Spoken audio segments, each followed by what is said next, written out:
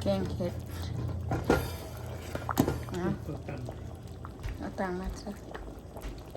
เป็นตะแฉะว่าพี่น้องอ้วแกงเห็ดใส่หมู3 สันเนื้อสีหมู3 สัน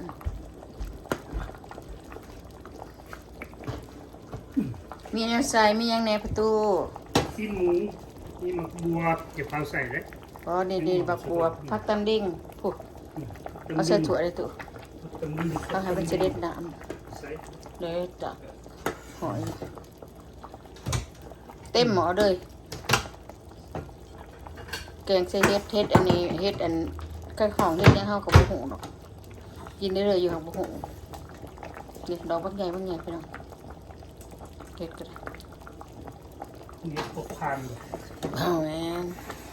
เปื่อยได้บ่ซีหมูจังเค็มเปื่อยได้บ่ซีเบิ่งย่างแต่กล่องฮ้อนจ้ะครับซีมันก็เด้อพี่น้องแซ่บบ่เป็นน้อยสักกล้องดิชุดยอดทางเข้มบุรีบ่พอดีค่ะคนบ่อยกระเบือติดหมอแต่แสบที่นอนเลยเนาะใส่กระเบือก่อนอ่ะ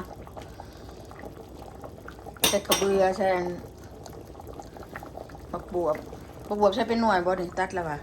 ตัดผักตำดิ่งคอยเก็บเข้ามาเนี่ยนี่จะเอาใส่แกงผักอีตู่หรือไปใส่กับผักตำดิ่งในปะเท้าใส่กับผักตำดิ่งมาใส่พร้อมกัน2 อย่างกึดหนึ่งเด้อกิดมันทะยางเลยคนยันกระเบือติดเป็นแต่แสบนะพี่น้องเนาะบางทีกระดอกว่ากันใหญ่ซื้อ18 ตอนเห็ดทงหนึ่งแกง1นั่งหมูกับมึงนะเป็นแต่แสบผมก็แสบแล้วแกงจะนั่งหมู3 สันพี่น้องเลยสุดยอดเลยทำบักพริกดิบใส่ละ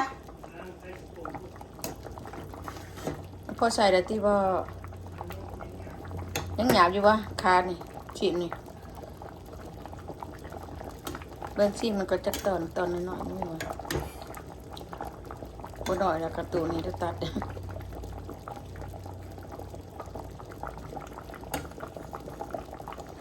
ซีมันก่อนเด้อหยาบแล้วบอกปล่อยแล้วบอก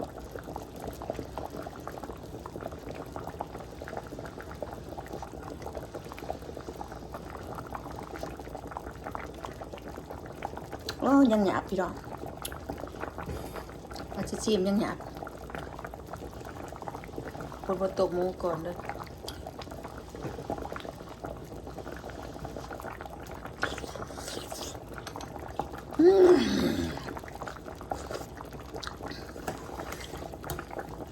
ได้แล้วพุตุได้แล้วเฮ้ยพ่อละพอแล้วพอลายบดแสบก็กินละพอยละกินละเอาบักเพชรมาใส่แล้วกับบักบวบก็วันนี้ใส่กัน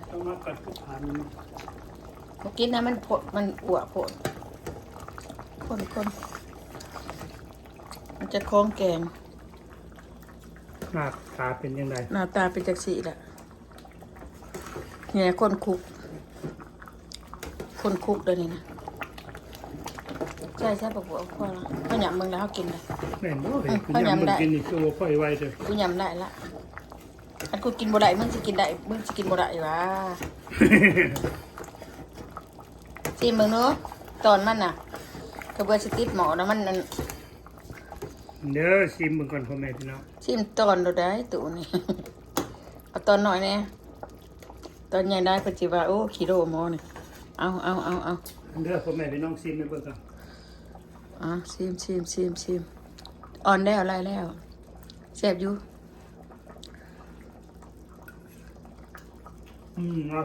เอาบักบวบใส่พักเด้อพี่น้อง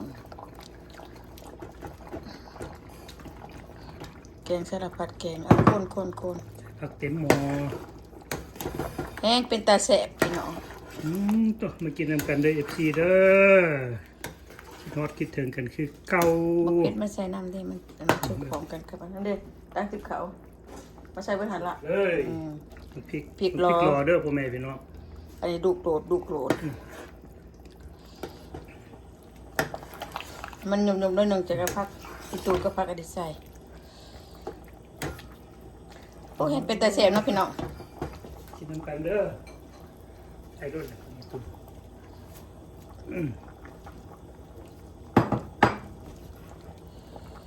จะเต็มหมออดวด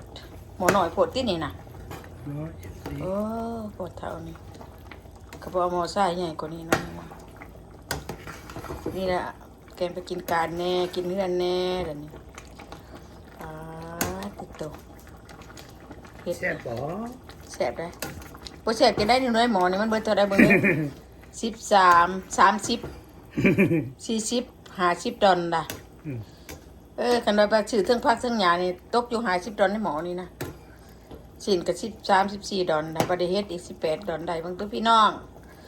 ไล่เบิ่งดูพี่น้องเอ้ย ชิมน้ำมันก่อนเด้อเป็นยังไง ได้เบิ่งอร่อยไหม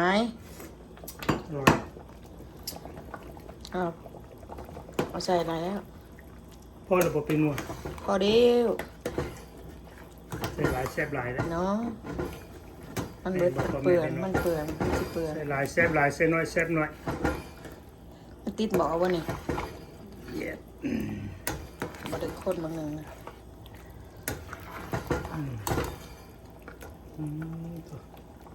เป็นกระแสนะ เอ้ยคือว่าจากจางได้ ปลาแดกใส่มักนวดปลาแดกค่อย นวดแดกบ่ เอา นวดเลยบ่ ปลาแดกกันนะเฮาเอามาใส่ปลาแดกเฮามันกระแสอยู่มักนวดปลาแดกแกงนี่บ่มักเข้มเกลือบ่มักเข้มปลาแดกโอเคอยู่ หมักนวดปลาแดก ต้องได้คู่ปลาแดกค่อยก็ได้ ปลาแดกก็บ่ได้ตักขึ้นมา อย่าแล้วเอาแต่น้ำมาเถอะเอามาใส่ ขาดตัวนี้บ่ได้ พอได้เกินพอละปลาแดกค่อยเองอันนี้พอสิบ่ซื้อปลาแดกเขากินน่ะก็ใส่ปลาแดกตัวเองกินเพราะปลาแดกเขาเจ้าตำส้มเขาซื้อมาตำส้มปลาแดกเขาเนี่ยใส่กุ้งใส่แกงเนี่ยสุดยอดต้มใบย่างดีเขาซื้อกินก็ได้แล้วปลาแดกเขาก็มีลายนะเขาเฮ็ดจังไดล่ะเขาเฮ็ดเองก็เป็นอยู่นะของจังสิ เอาผักตำดิ้งใส่บัดนี้ผักบวบก็ได้ละตี้ได้ที่จะไปเปื่อยได้เปื่อยบ่แซ่บได้ผักบวบนี่บ่ต้องให้เปื่อยให้พอดีมันหมากนี่ก็แซ่บใช่ ผักตำลิงเด้อพ่อแม่พี่น้องนี่ ผักนั่งอิหยังก็ตำดึง ผักตำลิง ปรุงไปก่อนตัวอันมาเฮ็ดคนหมอไปก่อนอันก็ไปใส่ผักบกใส่ขนาดบ่เอาน้ำขนาดบ่มาก เพิ่นบ่มักขมเลยพ่อแม่พี่น้องเขาน้อยน้ำมักขมน้อยหนึง น้ำมากใส่ผักอันนี้ได้ แกงเฮ็ดบุตรคือกันแกงเฮ็ดพวกคือกันและต้องใส่ บ่มากก็แกงเฮ็ดบวกแกงสมขนาดมากบ่มากแต่กระเบือ มีขมๆจักหน่อย แกง ตัวพ่อแม่พี่น้อง เต็มหมอหยา มาเด้อ FC พังลาวพังไทยต่างประเทศนำกัน ฝรั่ง มา อยาก กิน กิน แกงเฮ็ดนำกันใส่หมู แซ่บแซ่บพี่น้องเลย อืม ก็ดอกใหญ่ก็บ่ตัดเลยบ่เฒ่านี่ ไม่ กิโลเด้ เนี่ เนี่ย แซ่บเด้ หอมได้อาชีพมึงนึกว่าได้ใส่ผักอันเป็นนึงนะสิเบิ่งมันจะมีรสอีกแบบหนึงได้ก็เราเคยแกงอยู่ เบิ่ บ้าง น ลูกพ่อแม่พี่น้องยอดสุดยอด เอาถั่วอันนี้มาตวงเลยถั่ว นี่นะ เป็นบ่กินมันแปลกไปได้มึงเป็นบ่เสร็จแล้วมันหวานแล้วหวานผัก นี่คือแทนก้อย อืม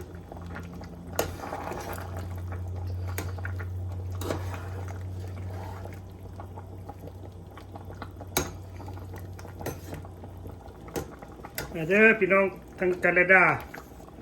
ดูพ่นวะ พี่น้องแคนาดาก็ได้อยู่เด้ นางดาตีบ่เบิ่งอาบ่ดาตีเอ้ย เท้าบูดเนาะคือน้องทรายเป็นเท้าบูด ท ถาบุญจะนามสกุลยังคาราดงไงพี่มาจันทร์บอกได้ได้ละแท็กมาหาอาในเด้อราตรีเอ้ยดื่มอาไพ่ดะบอก เอาได้ชิดเส้นสะก้อนสิไปยาม บ่หูวอนเขาไปยังไง ไปบนตลาดเลย ตลาดกระเจกดัดไรเมืองใดอยู่ดัดใดยังก็บ่ฮู้คนจากกันไปกับชุกคนพอได้หมด anything โอเคละ ตกพ่อแม่พี่น้องเบิ่ง พี่น้องมากินน้ำกันจักหน่อย คน อันนี้มันขายคือเห็ดปวกกันนะคล้ายๆคือเห็ดปวกนะความแสบกันเลย ความแซ่บความนัวเนาะ เอาบานนะพี่น้องเอาไว้ตุ เอาเพื่อนเด้อพ่อแม่พี่น้องที่ติดตามขอมุกขอบใจยังบ่ลืมกัน FC ใหม่ FC เก่ารุ่นโอโวโซคือกันเนาะนั่งเบิ่งลูกเบิ่งหลานแกงเฮ็ดแกงฮอนปั่นกิน มากินน้ำกันมาติ มากินน้ำกันพ่อแม่พี่น้องเอาโอเคบ๊ายบาย เอาบานเด้อพี่น้อง